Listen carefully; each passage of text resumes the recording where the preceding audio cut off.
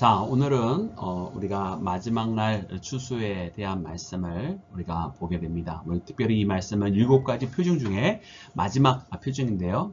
오늘 이 말씀을 통해서도 여러분 큰 은혜 받으시고 마지막 때에 대해서 여러분 익은 곡식, 하나님께서 거두시는 알곡이 되는 우리 모두가 되기를 주의 이름으로 축원합니다. 자, 사랑하는 여러분, 이제 오늘 말씀에서는요, 이렇게 기록을 하고 있습니다. 먼저 우리 그 말씀 함께 읽기를 원하는데, 여러분이 14절부터 우리 16절까지 말씀을 함께 읽겠습니다. 시작. 또 내가 보니 흰 구름이 있고, 구름 위에 인자와 같은 이가 앉으셨는데, 그 머리에는 금 면류관이 있고, 그 손에는 예리한 낫을 가졌더라. 또 다른 천사가 성전으로부터 나와 구름 위에 앉은 이를 향하여 큰 음성으로 외쳐 이르되, 당신의 낫을 휘둘러 거두소서. 땅의 곡식이 다 익어 거둘 때가 이르렀음이니이다 하니 구름 위에 앉으신 이가 낫을 휘두르매 땅의 곡식이 거두어지니라. 아멘. 여러분, 인자께서, 여러분 인자는 바로 사람의 아들, 여러분 바로 예수님을 의미합니다. 여러분 예수님께서 여러분 큰 낫을 가지고 계셨다는 거예요. 이거는 추수하는 여러분 그 낫이지요. 그래서 여러분 이제 천상에서 큰 음성이 납니다. 여러분 이 천사가 뭐라고 외쳤냐면 이제 곡식을 거두소서라고 이야기를 하는 거예요. 그것이 다 익어서 이제 거둘 때가 이르렀습니다 라고 이야기하면서 이제 모든 것에 때가 되었음을 이야기해 주십니다. 그래서 이 표징은 어떻게 보면 이제 모든 재앙이 다 끝난 마지막 순간을 이야기하는 것을 우리가 말씀을 통해서 발견을 할 수 있고요. 이제 다 때가 되었다. 모든 것이 다 완결이 되었다. 모든 것이 익었다. 무르익었다. 라고 하는 이런 표현들을 통해서 여러분 이것이 마지막인 것을 보게 됩니다. 근데 오늘 이 말씀을 통해서 보면 먼저 이 14절부터 16절까지는 여러분 인자이신 예수님께서 거두시는 모습을 봐요. 그래서 주님께서 주님의 알곡을 거두어 가시는 것. 마치 이제 복음서에서 알곡은 거두어 가시고 쭉정이는 남는다고 하는 그런 말씀이 있는데 여러분 그처럼 주님께서 그의 자녀들을 여러분 주님의 품으로 가져가시는 모습을 먼저 발견합니다. 그래서 오늘 이 말씀에 보면은요, 이 추수의 말씀을 통해서 여러분 주님 앞에 거두어지는 자, 정말 주님께서 익은 곡식을 거두어 가실 텐데 그렇게 신앙으로 성숙하여 잘 무르익는 나와 여러분이 되기를 주님의 이름으로 축원합니다. 자, 이 마지막 날의 추수에는 여러분 인자이신 예수님만 추수하는 것으로 끝나지 아니하고 또 다른 추수가 있는 것을 봅니다. 바로 오늘 17절부터 18절 말씀에 기록되어 있는 말씀인데 우리 함께 합독해서 읽겠습니다. 또 다른 천사가 하늘에 있는 성전에서 나오는데 역시 예리한 낫을 가졌더라. 또 불을 다스리는 다른 천사가 제단으로부터 나와 예리한 낫 가진 자를 향하여 큰 음성으로 불러 이르되 내 예리한 낫을 휘둘러 땅에 포도송이를 거두라. 그 포도가 익었느니라 하더라. 아멘. 여러분 두 번째 추수는 바로 다른 천사에 의해서 이루어지는 것입니다. 그 또한 예리한 낫을 가지고 거두어 드리게 되는데요. 여러분 주님 앞에 익은 자는 주님께서 친히 거두어 가시지만 여러분 이 두 번째 추수는요. 심판받을 자들입니다. 그 심판받은 자들은 그것을 맡은 천사에 의해서 이루어지는데 오늘 말씀해 보니까 여러분 그 추수가 포도송이가 익은 것으로 이렇게 표현이 되어져 있어요. 여러분 이 포도는요 우리가 이 원어로 보면은 광야하고 비슷한 어근을 가지고 있어서 그 광야라고 하는 의미 여러분 그 가운데 있는 열매 여러분 이렇게 우리가 이해를 할 수가 있어요. 그래서 이 포도송이가 사실은 우리가 성경에서 굉장히 긍정적인 이미지로도 쓰여 있지만 오늘 같은 경우는 사실은 부정적인 이미지거든요. 이 광야라고 하는 의미에서의 포도는 광야의 의미를 잘 생각해 보면 압니다.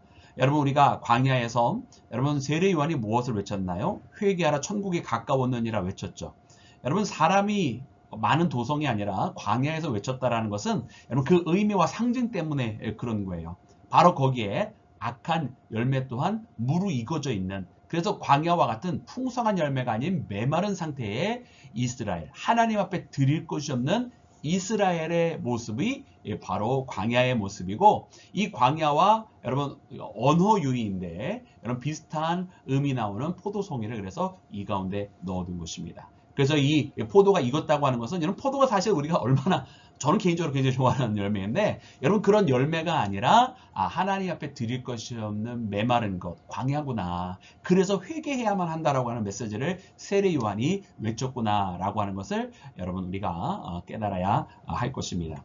여러분 그래서 그렇게 여러분 하나님 앞에 무르익지 아니한 자 여러분 이렇게 심판의 천사에 의해서 여러분 이 징벌을 맡은 천사에 의해서 거두어들여지는 여러분 열매 없는 자 주님 앞에 드릴 것이 없는 자의 모습이 나오게 됩니다. 그리고 여기서 끝나지 않고 또 다음 말씀을 주시는데요. 우리 그 다음 말씀 19절과 20절 말씀도 함께 보도록 하겠습니다. 자 마지막 모습입니다. 여러분 이제 심판을 받을 자들이 여러분 포도라고 하는 말씀으로 표현이 되어져서 거두어졌습니다. 그리고선 어떻게 되었습니까? 우리 19절과 20절 말씀 함께 읽겠습니다.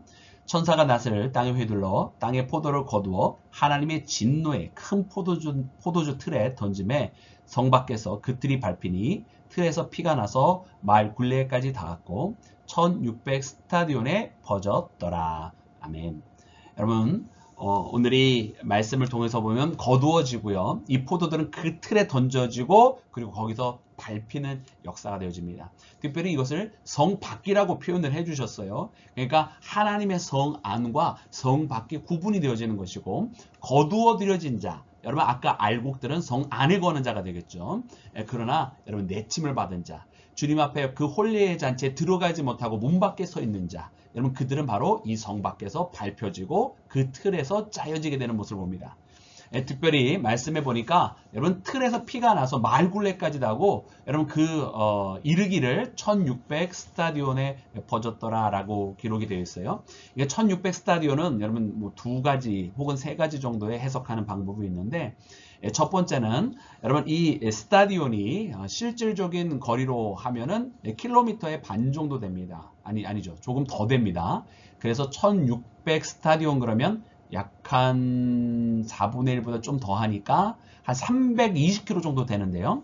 그래서 이 320km 되는 이 거리가 사실은 실제 이스라엘의 팔레스타인의 남쪽부터 북쪽까지가 320km, 이 1600 스타디온에 해당이 돼요. 그래서 이 말씀을 첫 번째로 해석하는 방법은 이제 그 포도주 틀에 심판받은 자들이 그 심판을 통해서 온 이스라엘의 온 유대의 그 피가 뿌려지게 되었다 이런 의미가 돼요. 여러분 여기에는 어떤 의미가 있는 것이냐면 여러분 그동안 이 심판받을 자들이 어떻게 했습니까? 여러분 하나님을 조롱하고요. 또 하나님 앞에 여러분 그렇게 도전을 해왔던 이들입니다. 그러나 이제 하나님께서 하나님의 심판을 하실 때에는 하나님의 보응하심이 이렇게 온 지역에서 다 바라볼 수 있도록 하신다는 그 의미가 바로 이 전국을 메꾸는 여러분 1600에 담겨져 있는 것입니다. 그리고 두 번째로 이 1600 스타디온을 해석을 할 때 여러분 이것을 해석하는 것이 이스라엘의 남북이 아니라 이 1600이라고 하는 숫자가 4의 제곱에 곱하기 10의 제곱입니다. 즉 4 곱하기 4는 16이고요. 10 곱하기 10은 100이라서 16 곱하기 100이 바로 이 1600인 것이죠. 그래서 4는 무엇을 뜻하냐면 바로 동서남북 사방을 의미하는 거예요. 그래서 동서남북 사방으로 이야기해서 물론 뭐 아까처럼 1600 이스라엘 전국을 의미할 수도 있지만 사실은 동서남북을 이야기할 때는 하나님의 모든 창조 세계, 전 세계의 여러분 동서남북 사방을 의미하는 것이고요. 그리고 이 스타디온은 10 곱하기 10, 즉 다시 말하면 완전수 이것도 꽉 채우는 숫자를 의미해요. 그래서 충만수 곱하기 충만수. 그래서 전 세계를 사방을 꽉 채웠다 이런 의미로 해서 1600 스타디온이라고 이렇게 표현이 되어지는 것이 하나고 또 유사하지만 조금 다르게 아까도 말했던 것처럼 사방 동서남북 전 세계를 꽉 채우는 그 사방에다가 곱하기 10 곱하기 10인데 그냥 충만이 아니라 우리가 그 뱀의 모습 옛뱀의 모습이라든가 바다에서 나온 짐승의 모습을 보면 여러분 몇 개 뿔이 있었죠? 10뿔이 있었잖아요. 그죠? 그리고 이 10뿔은 나중에 17장에는 또 10왕이라고도 표현을 합니다. 그래서 여러분 심판받을 자 10뿔 앞에 엎드리고 10왕을 따라갔던 자들을 의미해서 바로 전 세계에 있는 4 곱하기 4 해서 전 세계에 있는 짐승 앞에 엎드려지고 짐승을 경배했던 10왕과 10뿔에 해당하는 여러분 그들이 바로 이처럼 심판을 받게 된다. 그들은 단 한 명도 구제받는 자가 없고 하나님의 심판을 받을 수밖에 없다라고 하는 것이 바로 이 1600이라고 하는 의미입니다. 그래서 여러분 하나님께서 어떻게 하십니까? 여러분 하나님 앞에 하나님을 비방하고 하나님 앞에 등을 돌리고 배교했던 이들, 또 하나님을 멸시하고 여러분 하나님을 조롱했던 그 모든 이들을 하나님께서 심판을 하시되 여러분 모두가 다 볼 수 있게 만들어 놓으신다는 거예요. 마치 하만이 여러분 하나님의 백성을 핍박하고 여러분 저 높은 장대를 세워서 거기에 모르드게와 또 사실은 모든 이스라엘 백성들을 죽이고자 할 때에 하나님께서 에스더를 통해서 어떻게 역사하셨습니까? 여러분 그 하만이 자기의 꾀로 만들어 놓은 그 장대에 도리어 자기가 매달려 죽게 만드심으로 모든 사람들이 그 하만을 바라볼 수 있게 해 놓으셨단 말이에요.